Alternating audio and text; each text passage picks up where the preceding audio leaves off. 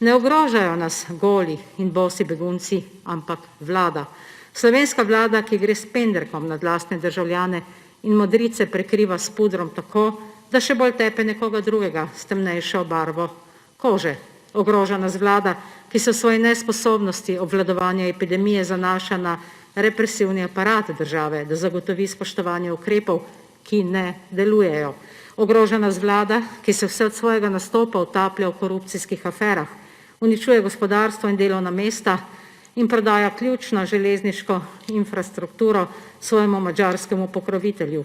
Ogroža nas vlada, ki hira javno zdravstvo, zaradi česar umira na stotine ljudi, hkrati pa v času najhujše zdravstvene in gospodarske krize namenja stotine milijonov našega javnega denarja za nakupe orožja.